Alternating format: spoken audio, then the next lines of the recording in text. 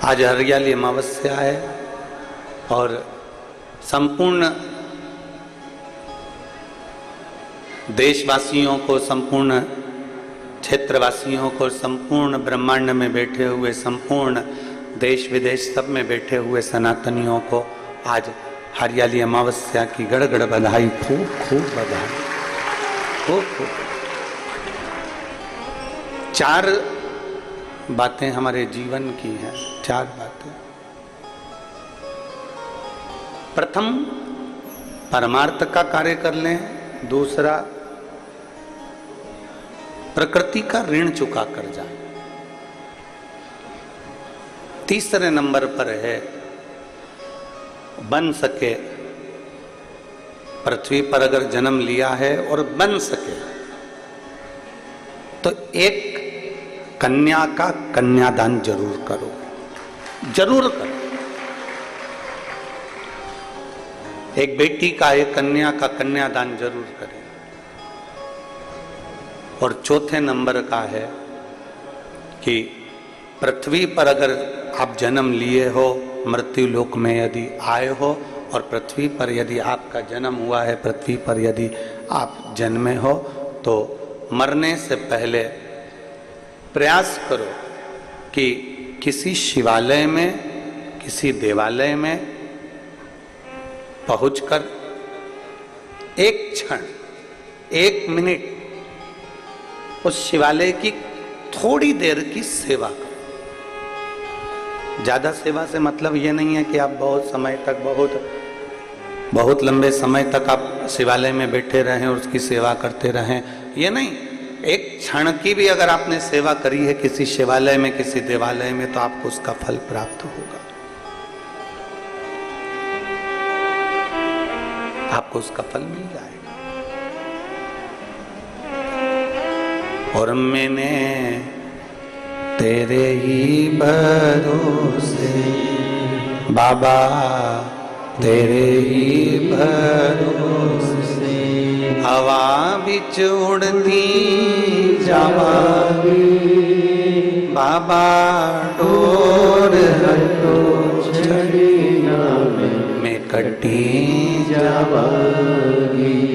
बोले मैं तेरी भक्त शंभो, मैं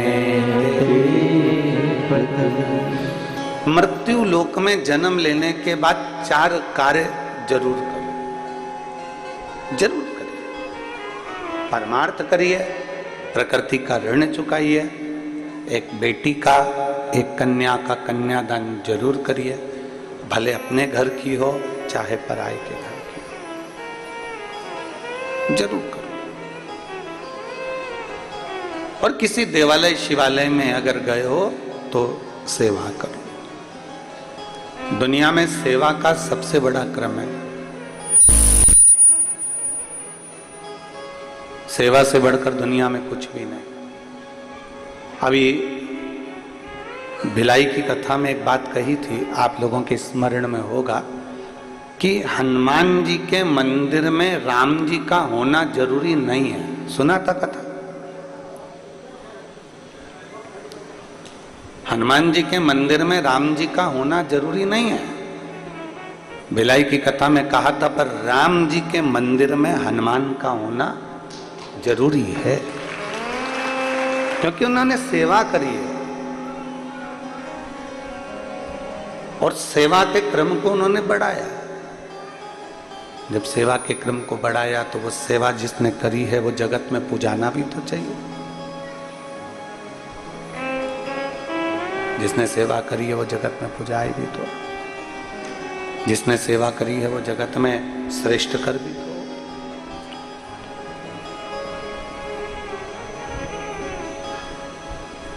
जितने भाव से कर सकते हो, जितने, आवाज सेट करिए, पूरी आवाज सेट नहीं हो रही है।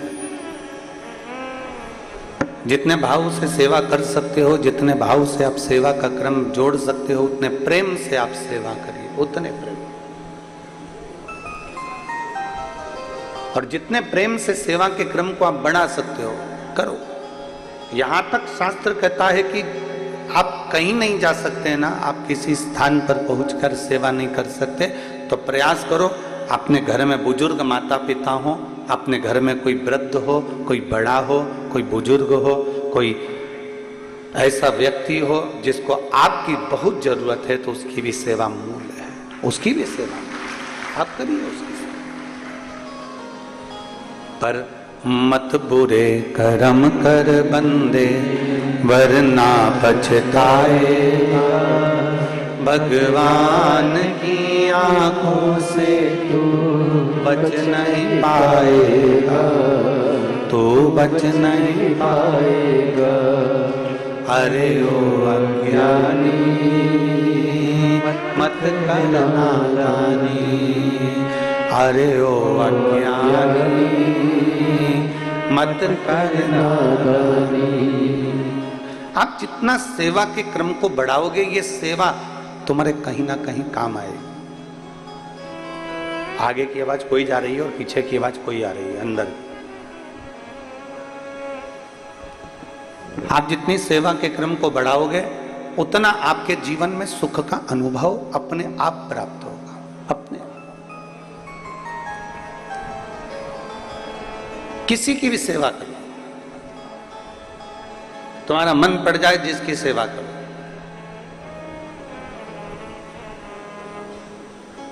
और याद रखना, सेवा करने के बाद में भूल जाना, बार बार जताना नहीं। सेवा करने के बाद हमें बार बार जताना नहीं है कि हमने तुम्हारी इतनी सेवा करी तो तुमने क्या फल दिया। एक कथा आती है शिव महापुराण में, बड़ी सुंदर कथा, स्मरण करिएगा। आज हरियाली अमावस्या है, ऑनलाइन आप सब शिव महापुराण की कथा श्रवण कर रहे हैं, तो दिल से सुनिएगा। माता पार्वती जी बैठकर तप साधना कर रही हैं। मां जगत जननी पार्वती जी बैठकर तप साधना में लीन है। डीले कम कर दो, हॉल है क्योंकि। माता पार्वती जी तप साधना में लीन है, अपनी तप साधना कर रही है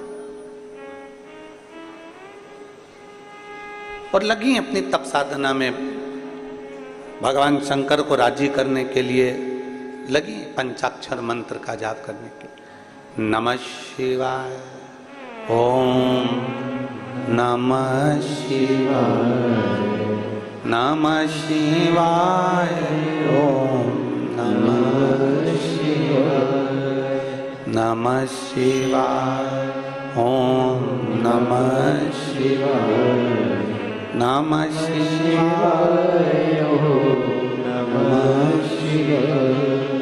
अपनी तप साधना में लीन है मां, अपनी तप साधना में लीन, किसी से मतलब नहीं उनको, और अपनी भक्ति में डूबी हुई। अब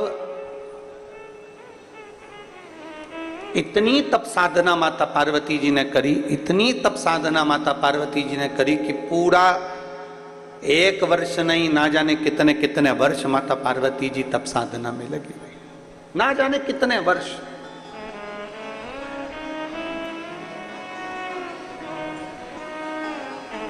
और ना जाने कितने वर्षों तक माता ने जब तप साधना करी, बहुत वर्षों तक तप साधना में जब माता पार्वती जी डूबी रही, डूबी रही, डूबी रही।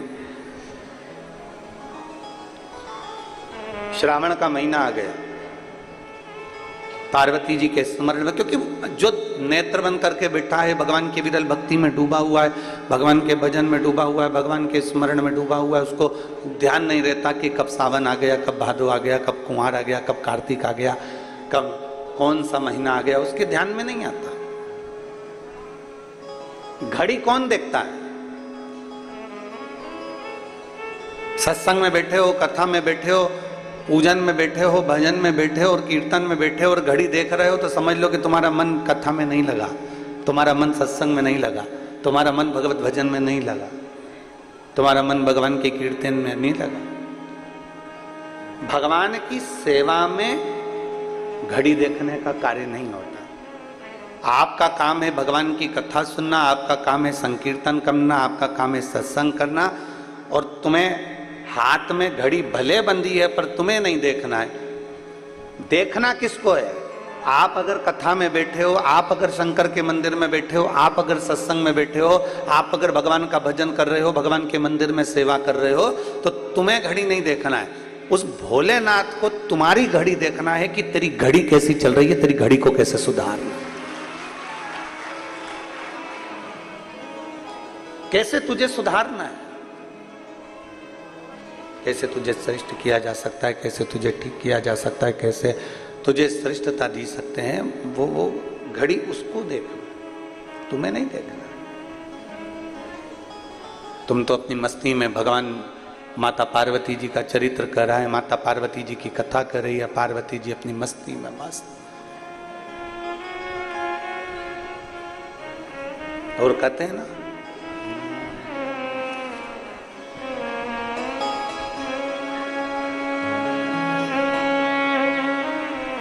पता जब चला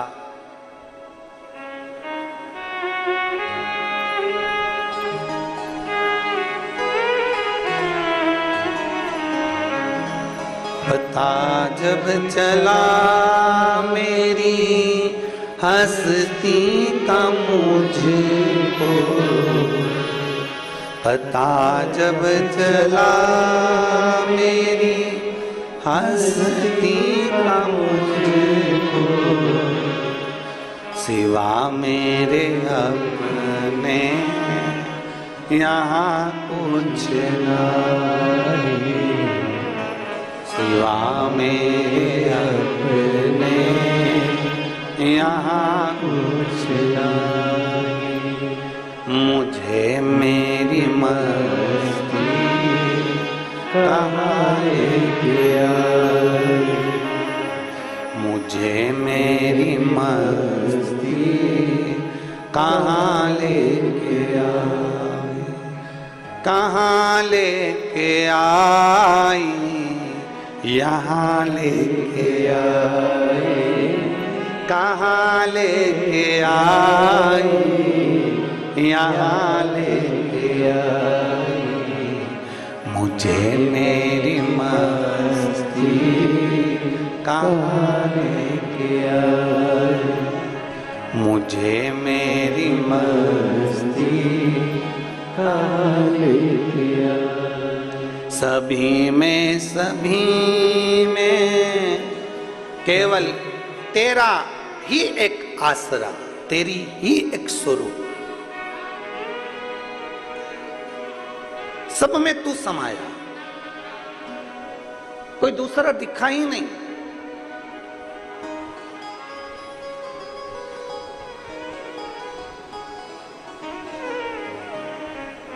हम एक फोटो लाना भूल गए मोबाइल से, सीहोर ऑफिस में एक फोटो भेजा है, एक पुणे से भेजा है, एक विदिशा से भेजा है, एक फोटो बेंगलोर के पास में से भेजा गया कि अंधशाला के बच्चों ने टीवी पर कथा सुनकर अपने अपने टीचरों से कहा कि वो गुरुजी ऑनलाइन शिव पुराण में भगवान शंकर की कथा का वर्णन किए हैं, अभिषेक का वर्णन किए हैं, हमको भी अभिषेक करना।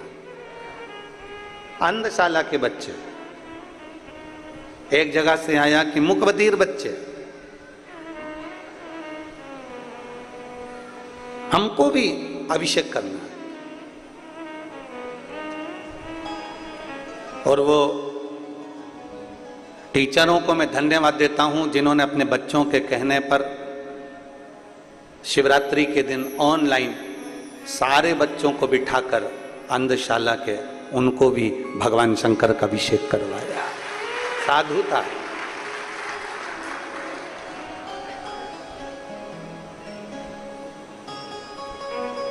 कभी कभी कोई ऐसे फोटो और वीडियो भेज देते हैं। एक कुछ दिन पहले एक वीडियो किसी ने सीहोर भेज दिया था कि कोई बिल्ली एक अलमारी पे चढ़ के बैठ गई और वो टीवी पर पूरी कथा सुन रही। शायद आप लोगों ने वो वीडियो अगर आया होगा तो आप लोगों ने देखा, पूरी कथा सुन रही। और आस्था वालों के पास में अगर वो वीडियो हो ना तुम्हारे मोबाइल में, तो ऑनलाइन अगर चल रही है तो उन पर जरूर दिखाना है आपके पास में, जरा उसको ऑनलाइन वालों को भी आस्था चैनल पे भी जरा दिखाओ एक बार। वो अंधशाला वाला तो हम आज लाए नहीं फोटो, सीहोर से जो आया, पर वो बिल्ली भी शिव महापुराण की कथा श्रवण कर रही है।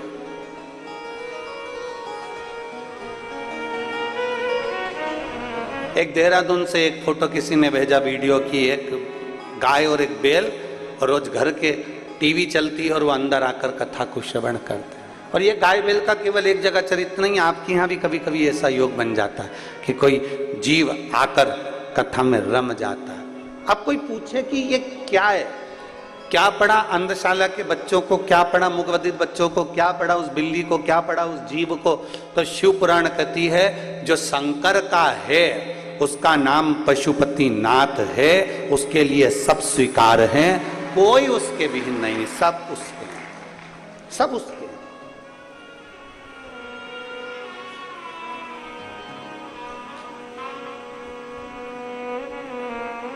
सब उसी के हैं।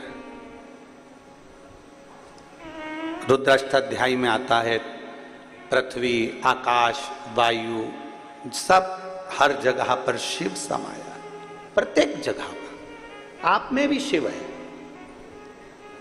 ऐसा कोई संसार में जन्मा ही नहीं जिसमें, जिसकी श्वास चल रही है उसमें शिव है। श्वास निकल गई शिव गया, शिव गया तो शव बन गया।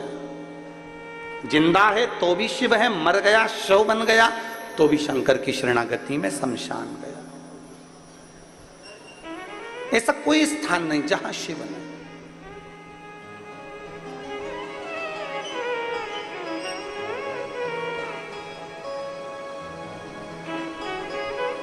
पता जब चला मेरी हस्ती का मुझको, पता जब चला मेरी हस्ती का मुझको, सिवा मेरे अपने यहाँ कुछ नहीं, सिवा मेरे अपने यहाँ कुछ नहीं।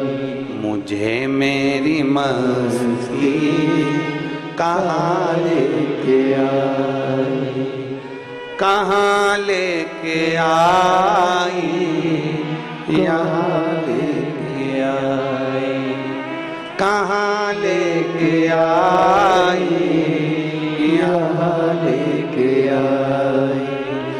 मुझे मेरी मस्ती कहाँ लेके आई, मुझे मेरी मस्ती कहाँ लेके आई। कहीं आपके भीतर ये इतने सारे शिव भक्त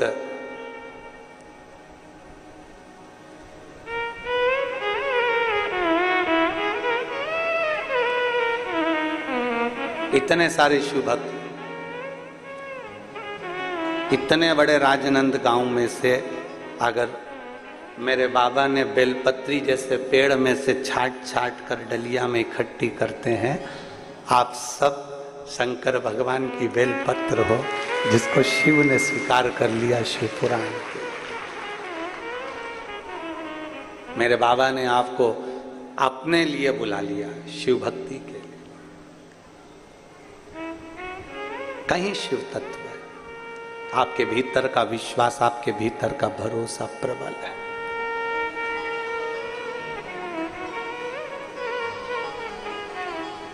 और आप ये आस लगा कर बैठना, आस किसी दूसरे से नहीं, संसार वालों से आस लगाओगे तो टूटेगी, पर मेरे भोलेनाथ से आस लगाओगे तो कभी नहीं टूटने वाली, वो झोली भर कर ही भेजेगी। आप ये आस लगा कर बैठो कि मेरा शिव तुम्हें खाली नहीं भेजने वाला, मेरा शंकर तुम्हें खाली नहीं रखने वाला। एक विश्वास के साथ तुमने उसको भजा है, एक भरोसे के साथ तुमने शंकर को भजा है, तो खाली नहीं रहेगा। पार्वती मैया तप साधना में लीन थी। उनको शुद्ध नहीं है कि कब सावन निकल रहा है, कब श्रावण का क्रम चल रहा है, उनकी शुद्धता में है ही नहीं। घड़ी वहां देखी जाए जहां समय ना कटे। दो व्यक्ति हैं, एक नौकरी करने वाला और एक दुकान करने वाला।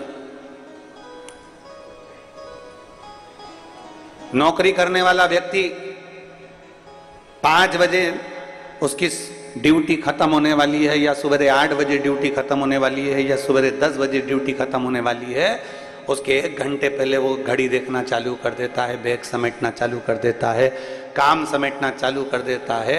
और दुकान वाला व्यक्ति जो व्यापार कर रहा है, जो व्यापार में लगा हुआ है, वो काम नहीं समेटता। अगर 4 ग्राहक ज्यादा आ गए तो उनको भी सामान दे देता है, और आ गया और सामान दे देता है, और आ गया और सामान दे देता है। फिर आराम से 10 भी बज गई ना, क्योंकि अपना काम है, अपने को करना है। नौकर कह रहे हैं सेठ जी 9 बज रहा है, सेठ जी बोले चुप रहे, तेरे को जाना चले जा। पर दरवाजे पर अगर कोई ग्राहक आया है तो मैं उसको खाली नहीं जाने दूंगा, वो आया है तो मुझे काम करना पड़ेगा। नौकर चले गया, सेठ जी लगे रहे लगे रहे लगे रहे। क्यों? क्योंकि वो दुकान सेठ जी की है, वो दुकान उसकी है, इसलिए उसमें वो ज्यादा समय भी दे देता है तो उसको भान नहीं होता। 10 बजे भी अगर घर गया तो भी चैन की नींद सोता है कि कम से कम मैंने आज व्यापार अच्छा करा। एक नौकरी वाला घड़ी बार बार देख रहा है, और एक दुकान वाला अपनी दुकान है तो घड़ी नहीं देख रहा। दोनों में अंतर है। एक व्यक्ति भगवान के मंदिर में जाता है, 25 बार घड़ी देखता है, मुझे जाना है, अब भी जाना है, जल्दी करना है, ऐसा करना है, वैसा करना है। और एक जो भगवान को अपना मान लेता है, पूर्ण विश्वास के साथ अपना मान लेता है कि मेरा शंकर है, 2-5 मिनट ऊपर भी हो जाएगा तो मेरा शिव स्वीकार कर लेगा, मेरा अपना है।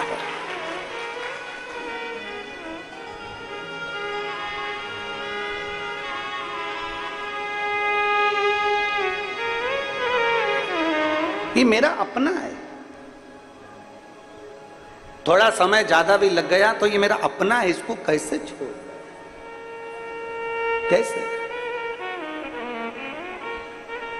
कहीं शिव आपको अपना लगे, कहीं भगवान शंकर आपको अपना लगे तो स्वीकृत हो।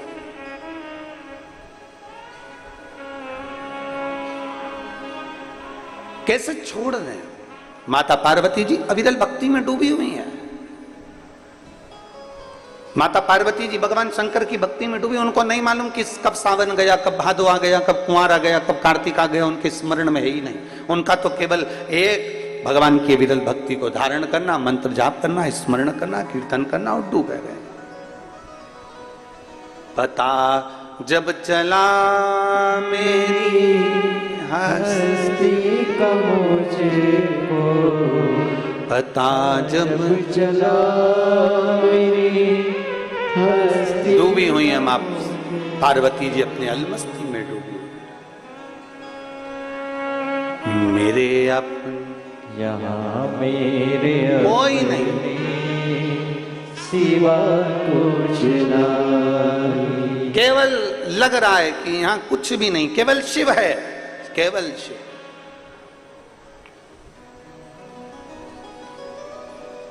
उसके सिवाय कुछ भी नहीं। एक माने पत्थर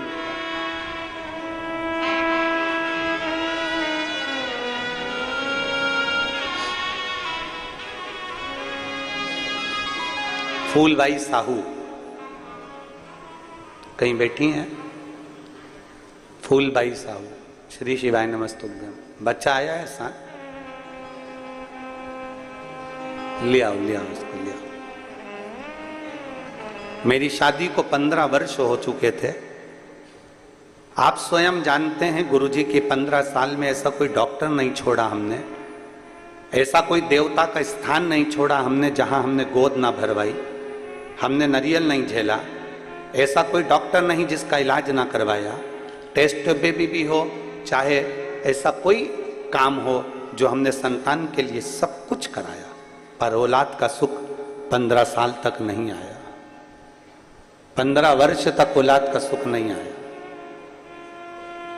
15 साल जब औलाद का सुख नहीं आया, तब हमने किसी दूसरे के कहने पर शिव महापुराण की कथा को श्रवण करना प्रारंभ करा, और भगवान शिव की कृपा से बाबा की कृपा से सफेद आंकड़े की जड़ बेलपत्र के प्रयोग से 2022 में बाबा की ऐसी कृपा हो गई कि मेरे घर में संतान की प्राप्ति हो गई। एक शिव कृपा,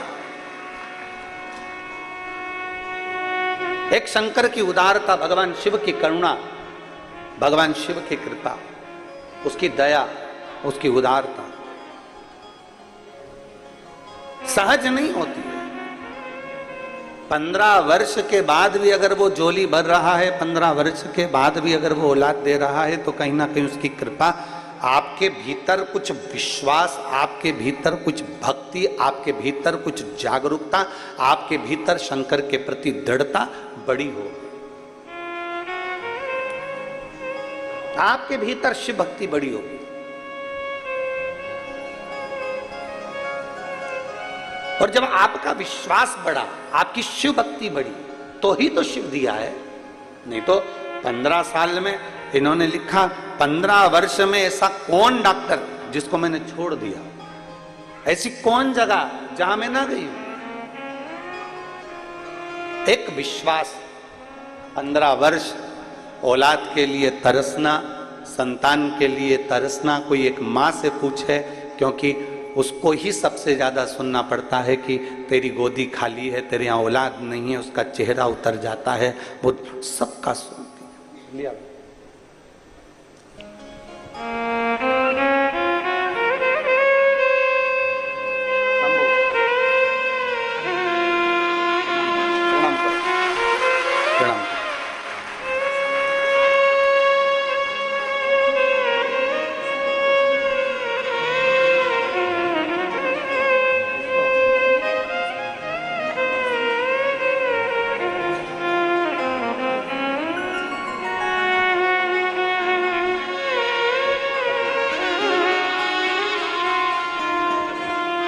पंद्रह वर्ष के बाद बाबा ने दिया है। एक बार जोरदार ताली बजाकर साधु था।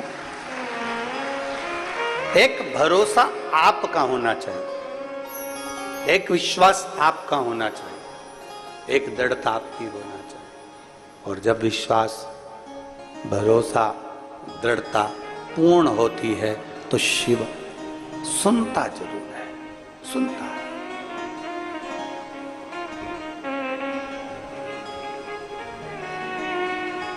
पार्वती मैया लगी तप साधना में लीन। माता पार्वती जी जब तप साधना में लीन हो गई, सुध ना पड़ी, ध्यान नहीं आया। अभी आपको कथा में कहा कि 4 बातें अपने स्मरण में रहे, उसमें सबसे पहली बात कौन सी कही? जम के बोलो जरा, परमार्थ करना।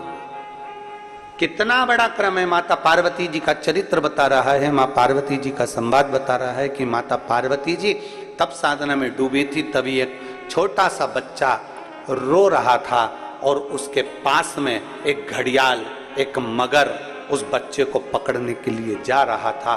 बच्चा चीख चीख कर रो रहा।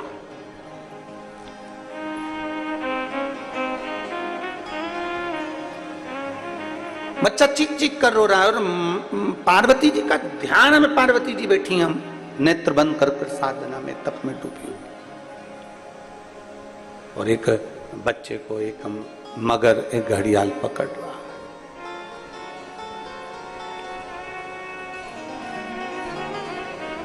तप करते करते करते करते बच्चे के रोने की आवाज पार्वती जी के कानों में गई। जैसे ही माता पार्वती जी के कानों में रोने की आवाज गई, पार्वती जी के नेत्र खुल गए। अभी तक माता पार्वती जी के नेत्र नहीं खुले थे, तब साधना में लीन थी। अभी तक माता पार्वती जी के नेत्र नहीं खुले थे, अपनी भक्ति में लीन थी। पर एक बच्चे की आवाज सुनकर माता पार्वती के नेत्र खुल गए और भागी मां पार्वती देखने के लिए। हुआ क्या? कौन बच्चा इस जंगल में, इस वन में, इस वीराने में कौन आ गया?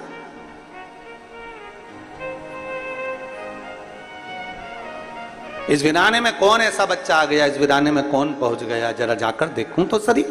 पार्वती मैया ने जाकर देखा तो एक घड़ियाल, एक मगर आ रहा था बच्चे को खाने के लिए। थोड़ी सी ही दूरी बची थी मगर की और बच्चे की। बच्चा रो रहा था, मगर नजदीक में आ रहा था। पार्वती जी ने उसी समय पर पहुंचकर मगर को रोकने के लिए आवाज लगाई, सावधान, रुक, कौन है तू, कहां जा रहा है, इस बच्चे को क्यों खाने जा रहा है। मगर कहता है, चौथे पहर में जो भी मेरा भोजन मिलेगा मुझे खाना है। ये मेरे पास में देवता की तरफ से लिखा कर लाया हूं। चौथे पहर में जो भोजन मिलेगा वो मुझे खाना है। पार्वती जी ने कहा, मैं इस बच्चे को तुझे नहीं खाने दूंगी, क्योंकि इस बच्चे की आवाज मेरे कानों में पड़ गई, इस बच्चे की आवाज मेरे कानों में आई है। मैं इस बच्चे को तुझे खाने नहीं दूंगी, मैं इस बच्चे को तुझे निगलने नहीं दूंगी। नहीं, इस बच्चे को तो मैं खाऊंगा, क्योंकि चौथे पहर में मुझे भूख लगी है, चौथे पहर में मुझे भोजन मिला है, और चौथे पहर में जो मुझे भोजन मिलेगा मैं उसको खाऊंगा। मगर आगे बढ़ा, पार्वती जी उसको रोकने के लिए बीच नदी के अंदर पानी में उतर गई, और पानी में उतरते से ही घड़ियाल ने, मगर ने कहा, मुझे भूख लगी है, मुझे खाने दो। पार्वती जी कहती हैं, तू इसको छोड़ दे, तू जो मांगे मैं तुझको देने को तैयार हूं।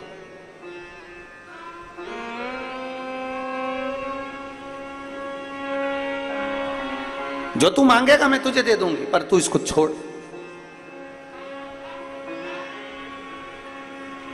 कितना सुंदर बात कही है, जरा ध्यान दीजिएगा, बहुत बहुत सुंदर प्रसंग है महाराज। आप और हम, कई संसार के लोग जितने आस्था चैनल पर सुन रहे हैं, जितने फेसबुक पर सुन रहे हैं, और जितने इस पंडाल में सुन रहे हैं, करोड़ों की संख्या में शिव भक्त अपने अपने चैनल पर कथा को सुन रहे हैं, ऑनलाइन कथा श्रवण कर रहे हैं। उन सबसे कहना चाहूंगा, कई लोग, आप और हम में से कई लोग ऐसे हैं जो भगवान की भक्ति के नाम पर नेत्र बंद कर कर बैठ जाते हैं, आंख बंद कर कर बैठ जाते हैं, और ये सोचते हैं कि हमने तो जो हो रहा था वो देखा ही नहीं। शिव महापुराण की कथा कहती है, अगर तुम भजन कर रहे हो, तुम घर में सेवा कर रहे हो, तुम आराधना कर रहे हो, तुम पूजन कर रहे हो, तुम शंकर जी से लाड लड़ा रहे हो, तुम भगवान शंकर को जल चढ़ा रहे हो, तुम शिव की स्तुति कर रहे हो, और मालूम पड़े किसी व्यक्ति पर, उसी स्थान पर जहां तुम पूजन कर रहे हो, जहां तुम आराधना कर रहे हो, उस स्थान पर किसी व्यक्ति पर अगर कोई कष्ट दे रहा है, तो प्रथम फर्ज तुम्हारा बनता है कि पूजन से पहले परमार्थ का कार्य करना है। भैया थोड़ा रुकिए, भैया थोड़ा सावधान होइए, ए उसके पांव में चोट लग गई, भैया उसको हाथ में लग गई, भैया उसको ऐसा हो गया। पहले जल, संत तुकाराम जी महाराज का चरित्र कहता है, संत नामदेव जी महाराज का चरित्र कहता है, प्रयागराज से जल भरकर रामेश्वर को कावड़ चढ़ाने के लिए गए थे संत, और संत जब कावड़ चढ़ाने के लिए प्रयागराज से जल भरकर, त्रिवेणी का जल भरकर जब पहुंचे रामेश्वर धाम के लिए, तो बीच रास्ते में चलते चलते चलते चलते उनको एक गधा मूर्छा खाकर पड़ा हुआ मिला, गधा जमीन पर पड़ा हुआ मिला। तो संतों ने विचार करा, बाकी के संत भी साथ थे, कोई ने अपनी कावड़ का जल उस गधे को ना दिया, पर संतों ने, तुकाराम जी ने, नामदेव जी ने अपनी कावड़ का जल लिया और उस जल को गधे को पिला दिया। गधा उठकर बैठ गया। सारे संत कहने लगे, इतना दूर प्रयाग से जल भरकर चले थे, केवल थोड़ी ही दूर पर रामेश्वरम बचा था, कुछ दूर पर रामेश्वरम बचा था, और तुमने तुम्हारा जल गधे को दे दिया।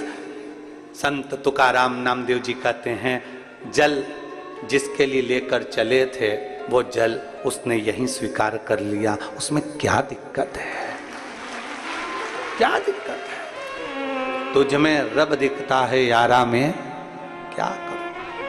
हर एक में परमात्मा नजर आए, हर एक में भगवान नजर आए, हर एक में परमात्मा का दीदार हो जाए, इससे बढ़कर सुख और क्या हो सकता है। गधे में उसने परमात्मा को, भगवान, संतों ने गधे में भगवान का दर्शन किया, तो भगवान उसी जगह पर जब जल चढ़ा दिया, और जल चढ़ाने के बाद जैसे ही संत चलने लगे, तो वो गधा अपने मनुष्य देह में आकर बोलता है कि तुमने मुझे कृतार्थ कर दिया, धन्य कर दिया।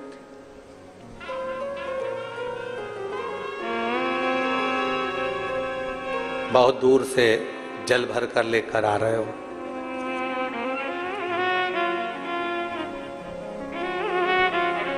बहुत दूर से जल लेकर आ रहे हो, और दूसरे को अगर कष्ट दे रहे हो, दूसरे को त्राण दे रहे हो, कष्ट दे रहे हो, परेशान कर रहे हो, किसी को कुछ कह रहे हो, तो ये श्रेष्ठता नहीं बन सकता, उसमें एक आनंद का अनुभव नहीं हो सकता।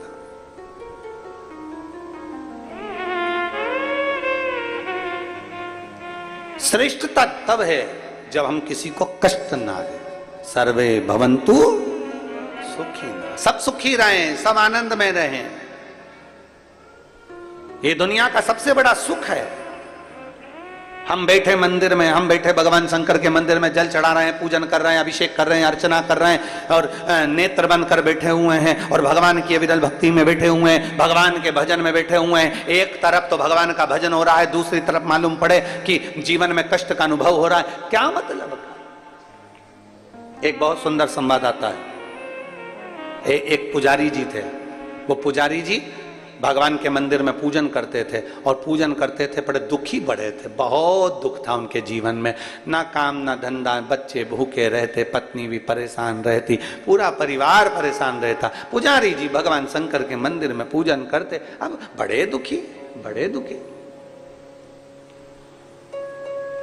अब पुजारी जी भगवान के मंदिर में पूजन करते, बच्चे भूखे रहते, पत्नी भूखी रहती, परिवार भूखा रहता, बड़े परेशानी में, कपड़े नहीं, लत्ते नहीं, आभूषण नहीं, जेवर नहीं, बड़े पुजारी जी दुखी रहते। एक दिन उसी मंदिर में एक संत आ गए। संत ने फटी हुई सी धोती थी, एक तन पर गमछा डला हुआ था, मस्तक पर चंदन लगा हुआ था, गले में रुद्राक्ष की माला थी, हाथ में रुद्राक्ष की माला थी और 12 तिलक लगे हुए थे। और संत ने आकर पुजारी जी से कहा, भैया जी मुझे भूख लग रही है, पुजारी जी कुछ खाने को दे दीजिए, मुझे भूख लग रही है, कुछ खाने को दे दीजिए। पुजारी जी ने कहा, बताओ कहां कहां के भिखारी आ जाते हैं, मांगने के लिए पूरा गांव पड़ा हुआ है, मांगने के लिए पूरा क्षेत्र पड़ा हुआ है, मंदिर में भी मांगने आ जाते हैं। पुजारी जी ने कहा, चल भाग यहां से, धक्का दे दिया पुजारी जी ने। वो संत उसी मंदिर के बाहर प्रांगण में, बाउंड्री के अंदर, वो संत अपने एक साधारण से भाव से पोंछ कर, झाड़ू लगाकर वहीं मिट्टी में सो गया। और सोया। पुजारी जी ने सोचा, कैसा अड़भंगा है, कैसा पागल है, मूर्ख है।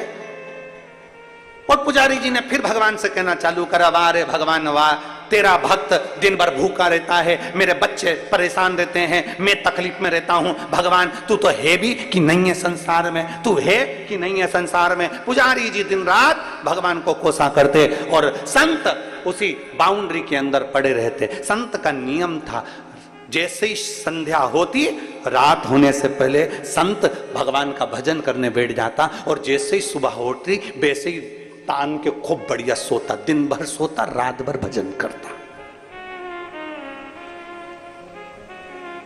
अब पुजारी जी ने देखा कि इसको जब भी, अब पुजारी जी तो दिन में आते, पुजारी जी को क्या मालूम कि रात में कितना भजन करता। पुजारी जी दिन में आते, दिन में देखते तो वो तो बढ़िया चांद के सो रहा। पुजारी जी उसको दिन रात गाली देते, कैसा बताओ किस में का है, कैसा अकल नहीं है, ना जाने कहां से आ गया, कैसा अड़भंगा है, ये संत है, ये साधु है, ये तपस्वी है, देख लो भगवान। और ऐसे ऐसे संत ये पड़े हुए हैं। और खूब कोसे पुजारी जी, खूब कोसे। और फिर भगवान को भी कहे, तू मुझे तो भूखा मार दिया, भगवान तू तो मुझे कुछ खाने को ही नहीं देता, मेरा परिवार दुखी, ये दुखी वो दुखी। अब संत इतने रात को भजन करे, दिन में सोए, भगवान की ऐसी कृपा कि गांव के लोग भी आए ना तो संत को कोई मालपुआ देके चले जाए, कोई जलेबी देकर चले जाए, कोई पूड़ी देकर चले जाए, कोई कचौड़ी देकर चले जाए, और पुजारी जी को कोई कुछ नहीं देके जाए। अब तो पुजारी जी और आग बबूला,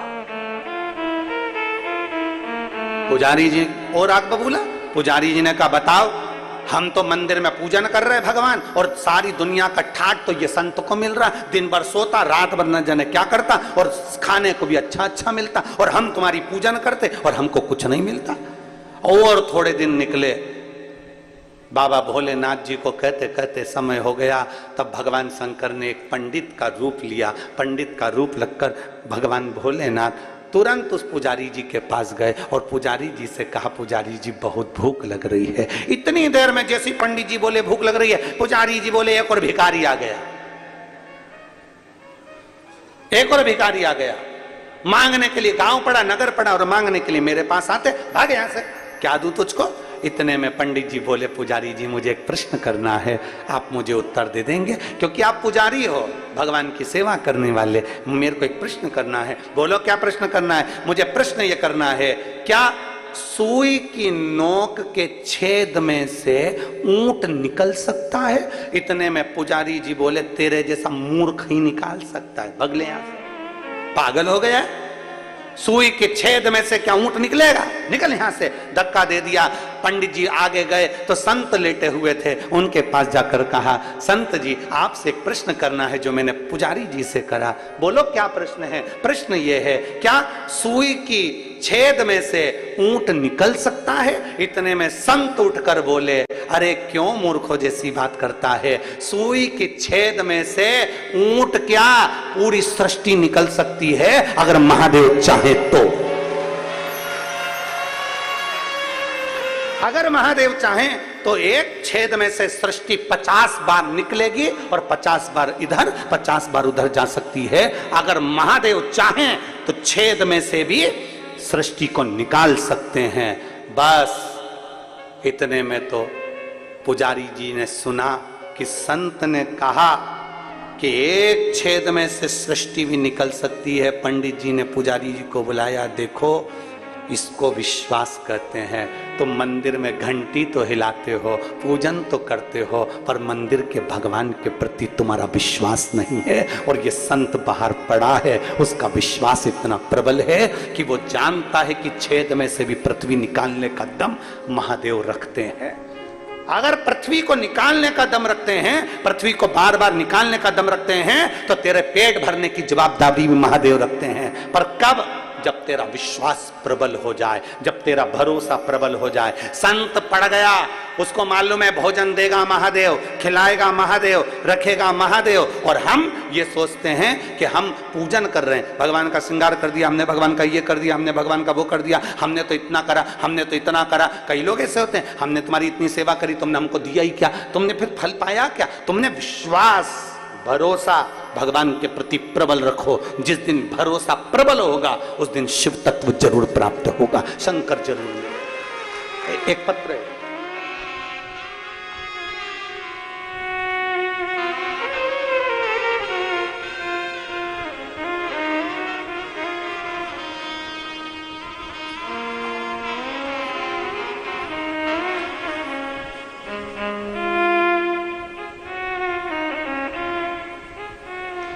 मैं रोशनी ठाकुर,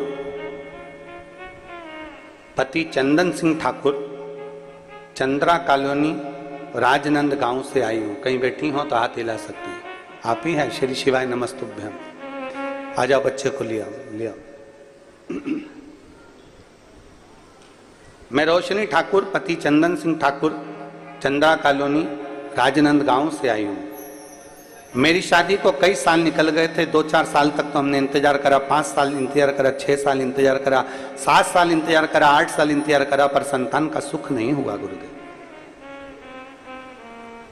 हमारे यहां संतान का सुख नहीं आया। तब करें तो करें क्या? हम सत्य बोले ना गुरुजी, तो हमारा इतना विश्वास आपकी कथा पर भी नहीं था।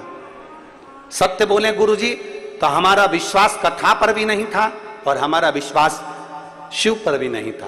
पर एक बार आपका कथा टीवी पर सुन ली और सुनने के बाद जो भरोसा आप कहते हो कि पूर्ण विश्वास के साथ अगर कोई कार्य करोगे तो भगवान उसको स्वीकार करेगा। अब हमने भी सोच लिया, डॉक्टर का बहुत इलाज करवा लिया, सारी दुनिया में हमने प्रणाम कर लिया, सब जगह से गोदी भरवा ली, औलाद नहीं हुई। अब विश्वास शिव पर करेंगे। अब देगा तो भोलेनाथ देगा, नहीं तो नहीं देगा।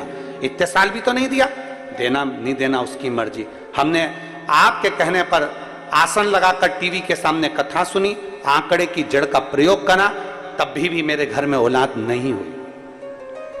एक बार पशुपति व्रत करा, नहीं हुआ। 2 बार पशुपति व्रत करा, नहीं हुआ। 3 बार पशुपति व्रत करा, नहीं हुआ। तब मैंने सोच लिया कि हमने विचार कर लिया कि देगा तो शिव ही देगा। अब किसी के यहां नहीं जाऊंगी और ना किसी के यहां धोख लगाऊंगी। बस 5वीं बार पशुपति व्रत और 5वीं बार सफेद आंकड़े की जड़ का प्रयोग करा, तब जाकर मेरे बाबा ने 22/11/2023 को मेरे घर में संतान दी। मैं बाबा को यहां धन्यवाद देने के लिए। जब पूर्ण भरोसा, विश्वास नहीं है, वो लिख रही है अपने पत्र में, हम आपको पर भी भरोसा नहीं करते, शिव पर भी भरोसा। हमें भरोसा ही नहीं था, हमें विश्वास नहीं।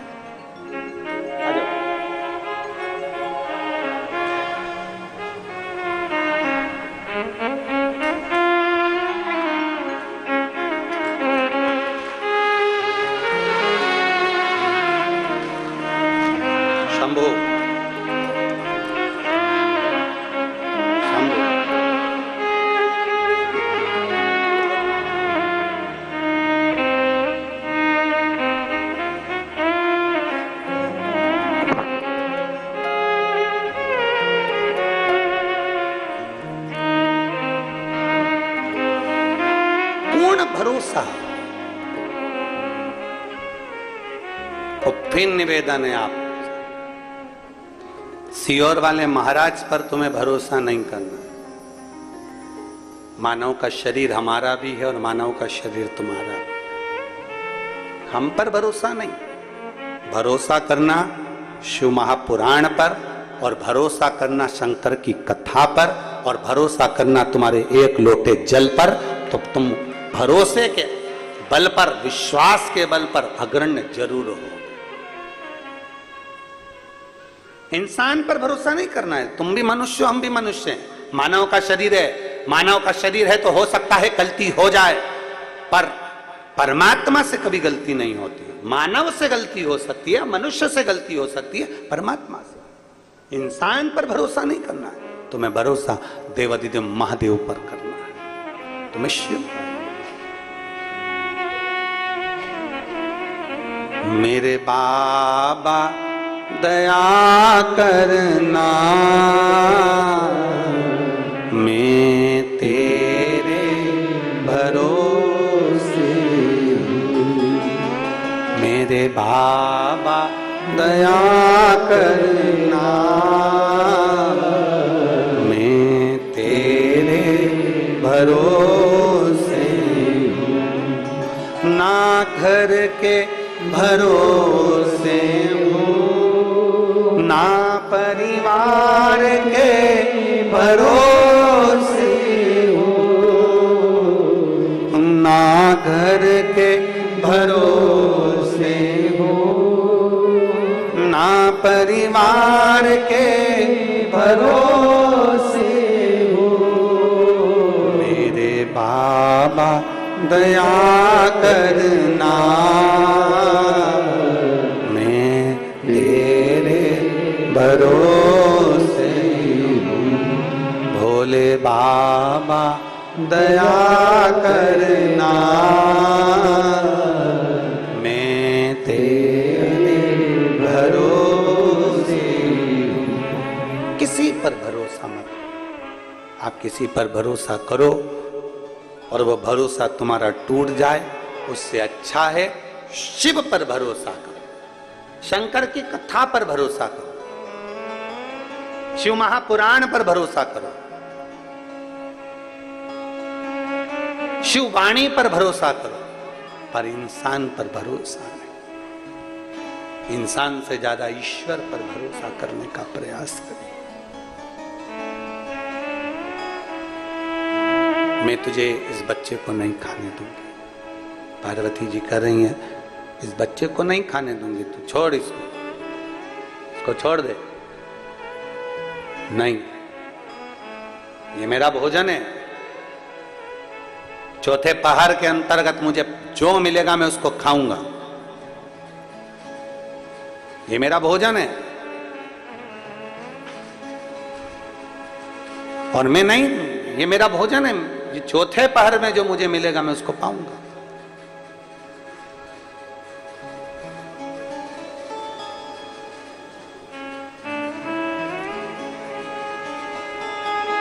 मैं तुझे, चौथे पहर का भोजन है मेरा। एक लाइट में अंदर जाइए।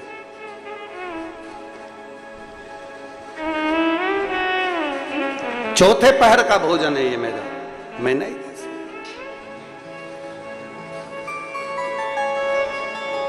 और चौथे पहर के भोजन को मैं कैसे दे दूं तुझको?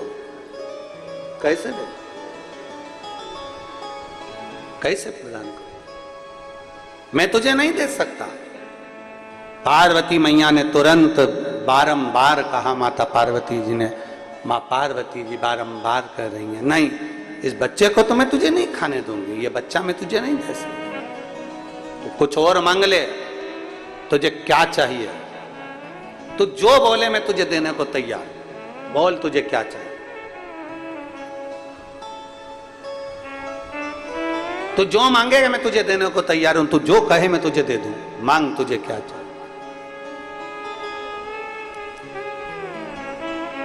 क्या दिया जाए तुझको, क्या प्रदान किया जाए तुझको? मांग ले, तुझे क्या दूं, क्या दूं?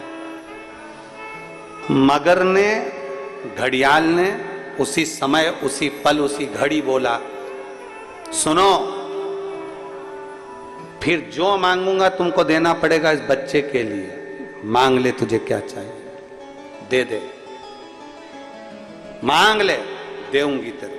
घड़ियाल ने कहा, मगर ने कहा, अगर देना चाहती हो तो बस इतना दे दो कि तुम्हारे श्रावण के महीने में तुमने भूलवश भी अगर पार्थिव लिंग का निर्माण करा हो, और पार्थिव लिंग का निर्माण कर कर अगर एक बेलपत्र शंकर को समर्पित करी हो, तो वो बेलपत्र का फल मुझे दे दिया जाए। एक बेलपत्र का फल मुझे दो।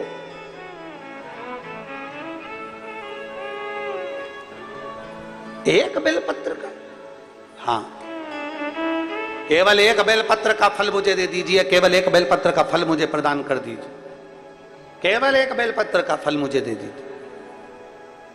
एक बेलपत्र, हाँ। पार्वती जी कहती हैं इस बच्चे के लिए, मैंने हजारों वर्ष तक अगर तप करा हो तो वो तप भी तू ले ले, मैं तुझे देने को तैयार हूं। 1000 वर्ष का तप मैं घड़ियाल तुझे देने को तैयार हूं, पर एक निवेदन है कि श्रावण महीने में जो मैंने एक पार्थिव लिंग का निर्माण करा और जो बेलपत्र समर्पित करा, उसका पुण्य मैं तुझे नहीं दे सकती। 1000 वर्ष का पुण्य ले ले, मैं दे दूंगी, पर एक श्रावण के महीने के पार्थिव लिंग के पूजन का एक बेलपत्र का पुण्य नहीं दे सकती। घड़ियाल कहता है, मुझे तुम्हारे हजारों वर्ष का तप नहीं चाहिए, मुझे तो केवल एक श्रावण महीने के पार्थिव लिंग पूजन का एक बेलपत्र का फल चाहिए। तब पार्वती जी ने विचार करा, अब जरा विचार आप करिएगा, 1000 वर्ष तक तप करने का फल घड़ियाल नहीं ले रहा है, एक सावन के महीने के पार्थिव लिंग के पूजन में जो बेलपत्र समर्पित किया गया उसका फल ले रहा है। मतलब समझने का विषय है कि एक पार्थिव लिंग सावन के महीने में बनाया जाता है और उस पे एक बेलपत्र चढ़ाई जाती है, तो 1000 वर्ष के तप का फल ज्यादा है, उसका फल ज्यादा है। 1000 वर्ष से ज्यादा तप के फल से बड़ा फल है पार्थिव शिवलिंग का निर्माण श्रावण महीने में कर कर एक बेलपत्र समर्पित कर। एक बेलपत्र करिए आप लोगों ने, किस किसने पूजन करी, जरा हाथ उठाओ। सभी ने करा है, रखो वापिस। आप जरा विचार करिए कि हजारों वर्ष के पूजन के फल के बराबर एक पार्थिव लिंग के निर्माण को और एक बेलपत्र समर्पित करने का फल प्राप्त हो जाए। एक और शंभु शरने पड़े, मांगू घड़ी रे घड़ी, दुख काटो दया करी ने दर्शन। शंभु शरने पड़े, मांगू घड़ी रे घड़ी, दुख काटो दया करी ने दर्शन। बोल बम का नारा है, जरा जम के बोलो, बोल बम का नारा है, सारी समस्या का हल एक बेलपत्र में वो बल हो जाता है पार्थिव लिंग पूजन के श्रावण महीने के। हमसे लोग कहते हैं क्या पड़ी तुमको सावन महीने में शिवलिंग का निर्माण करवाना, पूजन करवाना, ऑनलाइन करवाना, क्यों? हम कहते हैं भूलवश भी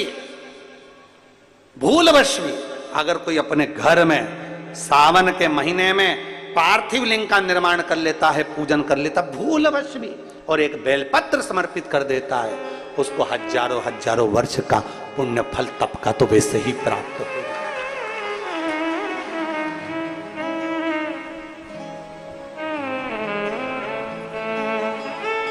अब इतने कम से कम जिस दिन पार्थिव लिंग का निर्माण का करते हो, आप लोग पूजन करते हो, उतने समय तो कम से कम तुम्हारे विचार तो अच्छे रहते हैं, तुम्हारी बुद्धि तो अच्छी रहती है, तुम्हारा चित्त तो अच्छा रहता है। उतने समय तुम भगवान शंकर की भक्ति तो करते हो।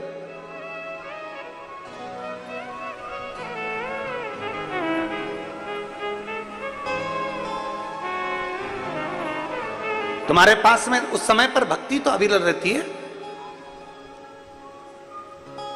भजन का बल तो तुम्हारे पास में रहता है। एक पति पत्नी ने फोटो भेजा है, हम प्रयास करेंगे कल कथा में आप लोगों को वो फोटो भी दिखाने का और उस पत्र को पढ़ाने का भी प्रयास करेंगे कि आस्था चैनल पर वो पत्र भी आप पढ़ें जो उस व्यक्ति ने लिखा। एक पति पत्नी ने, इतनी गरीब परिस्थिति है कि कबेलू में से उसके मकान में 3-4 जगह पर बर्तन रखे हुए हैं, पानी टपक रहा है, घर में बिछाने के लिए कुछ भी नहीं। 3 बच्चों को लेकर दोनों पति पत्नी इतने दीन से और इतने दीन से कि वो अपने घर में शंकर जी के पार्थिव लिंग का पूजन कर रहा है। पार्थिव लिंग का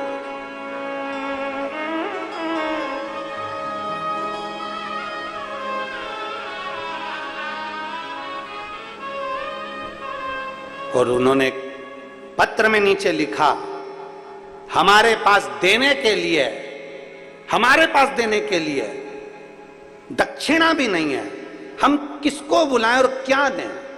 हमने केवल एक पत्र में उसको एक मैसेज में सीओर से सूचना करी कि आपके पास में कुछ नहीं है देने के लिए, आप भगवान की भक्ति करो, ऑनलाइन पूजन का स्मरण करो, तुम्हारे बेलपत्र। वो कहते हैं मेरे पास में भोग लगाने के लिए मिठाई भी नहीं है, मेरे पास चढ़ाने के लिए फल भी नहीं है।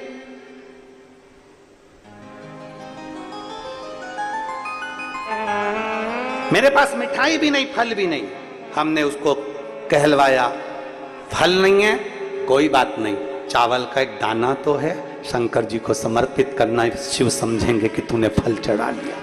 हमारे पास मिठाई नहीं है कोई बात नहीं, हृदय पर हाथ रखना और विचार करना कि मैंने भगवान को भोग लगा दिया, भगवान उसको स्वीकार करेगा। दोनों पति पत्नी अपने 3 बच्चों के साथ पूजन कर रहे हैं। एक बच्चा गोदी में पड़ा हुआ है और 2 बच्चे साथ में बैठे और पति पत्नी बहुत दीन अवस्था में पूजन कर रहे हैं महादेव की। किस लिए? उसके दिल में एक विश्वास जागा होगा, भरोसा जागा होगा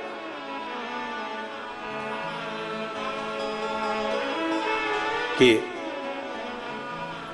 कोई जल्दी बनता है, कोई लेट बनता है, पर शंकर को जल चढ़ाने वाला एक दिन सेठ जरूर बनता है। उसके दिल में विश्वास जागृत हुआ होगा, उसके हृदय में भरोसा जागृत हुआ होगा कि मेरे पास देने के लिए कुछ नहीं है, पर मैं महादेव की पूजन करूंगा, शंकर का पार्थिव लिंग का निर्माण करूंगा, पूजन करूंगा, आराधना करूंगा। बेलपत्र चढ़ा दिया, धतूरा चढ़ा दिया, फूल चढ़ा दिया, जो मिल गया भगवान शंकर को समर्पित कर दिया। उसने दिल से पूजन कर। और हम कहते हैं दिल से पूजन अगर करी है तो शिव स्वीकार जरूर करता है और भगवान झोली जरूर भरता है। हृदय से करिए, दिल से।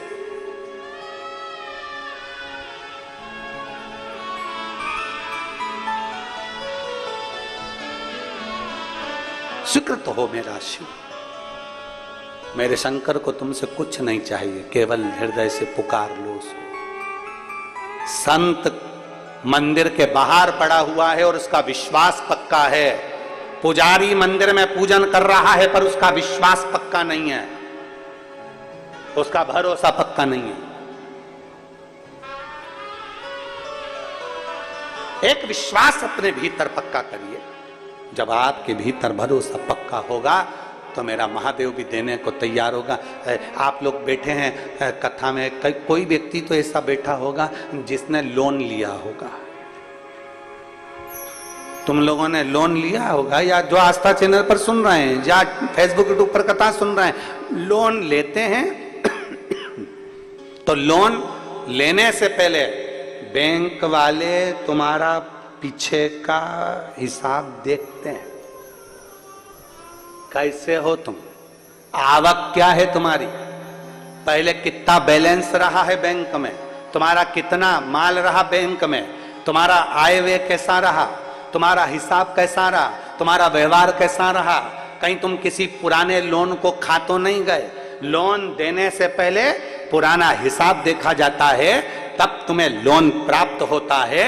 उसी तरह पृथ्वी पर जन्म लेने के बाद अगर तुम्हें कुछ अच्छा मिल रहा है तो भगवान को धन्यवाद देना कि परमात्मा तुम्हारा पीछे का हिसाब देखकर लोन पर लोन दिए जा रहा। पुराना हिसाब देखकर तुम्हें गाड़ी मिल गई, पुराना हिसाब देखकर तुम्हें बंगला मिल गया, पुराना हिसाब देखकर तुम्हें सब कुछ मिल गया, अच्छी बहू मिल गई, अच्छा बेटा मिल गया, पोता पोती मिल गए, नाती पंती मिल गए, पति पत्नी सब अच्छे मिल गए, सारा की सारा घर परिवार अच्छा मिल गया। बचा कुचा था तो छत्तीसगढ़ में जन्म मिल गया, छत्तीसगढ़ राजनांदगांव में जन्म मिल गया। अच्छे से अच्छा आनंद पाते हुए राजनांदगांव में जन्म तो मिला, साथ में 5 दिन की शिव महापुराण की कथा तुमको यहाँ राजनांदगांव में प्राप्त हो गई। जरा विचार करना, तुम्हारा पुराना लोन अच्छा था, तुमने पुराना हिसाब अच्छा रखा, इसलिए आज तुम्हारा हिसाब भोलेनाथ ने अच्छा कर दिया। हिसाब देखा, पुराना हिसाब देखकर अभी का हिसाब दिया जाता है। लोन देने वाला पहले पुराना हिसाब देखता है। देखो जरा, देखो इसका बैकग्राउंड कैसा रहा, इसने कैसा पुराना हिसाब क्या रहा, बैंक का बैलेंस कैसा रहा, कैसा क्या रहा। पुराना हिसाब देखने के बाद फिर दिया जाता है। उसी तरह परमात्मा भी पुराना देखता है, पूर्व जन्म में इसने क्या किया, किसी भूखे को भोजन कराया, प्यासे को पानी पिलाया, कहीं सत्कर्म करा। भगवान ने कहा देते जाओ, लोन दिए जाओ दिए जाओ दिए जाओ। पुराना हिसाब मिला, पुराना हिसाब मिला तो कहा दरवाजे पर एक गाय आती थी, उस गाय को रोटी नहीं देती थी, धक्का मार के निकाल देती थी, डंडा मार देती थी और पानी डाल देती थी गाय पर। तो भगवान ने भी कह दिया उसी गाय को इसकी बहू बना के भेज दो, हिसाब पक्का। लोन पुराना बैकग्राउंड देखकर लोन दिया जाता है, पुराना हिसाब देखकर लोन दिया जाता है। अब कोई गाय को बहू बनाकर भेज दिया, अब पहले ये डंडा मारती थी, अब पहले ये रोटी नहीं देती थी, अब वो रोटी नहीं दे रही। पहले गाय दरवाजे पर खड़ी रहती थी, ये आती नहीं थी, अब बहू अपनी मर्जी से जी रही है। सास बैठी हुई है, अब लाएगी अब लाएगी अब लाएगी, जैसे गाय अब आएगी रोटी लाएगी, अब आएगी रोटी लाएगी, अब आएगी। गाय बेचारी खड़ी रही। उसी तरह सास भी बैठी रही, अब चाय लाएगी अब चाय लाएगी अब चाय लाएगी अब चाय लाएगी। गाय बाहर थी, तू अंदर बैठ के चाय पी गई थी, तो बहू भी अंदर रसोई घर में चाय निपटा गई, दुकरिया तू बैठी रह। पुराना बैकग्राउंड देखा जाता है, पुराना हिसाब अच्छा है तो तुम्हें लोन भी अच्छा मिल जाएगा। पुराना हिसाब बेकार है तो लोन भी नहीं मिल पाएगा। नहीं साहब हम नहीं दे सकते, इसका बैकग्राउंड अच्छा नहीं है, पुराना हिसाब खा गया, नहीं देता है, जाओ तो कचर करता है, इसका हिसाब ठीक नहीं है, बैंक बैलेंस ठीक नहीं है, कोई नहीं देगा तुमको हिसाब। इसीलिए कहते हैं पुराना हिसाब अच्छा रखोगे तो अभी का हिसाब अच्छा है, और अभी का हिसाब अच्छा रखोगे तो आने वाला समय तुम्हारे लिए अच्छा है। तुम जैसा रखना चाहो ये तुम्हारे ऊपर निर्भर करता है। मत बुरे कर्म कर बंदे वरना पछताएगा, भगवान की आंखों से तू बच नहीं पाएगा, तू बच नहीं पाएगा। अरे ओ अज्ञानी मत करना नादानी।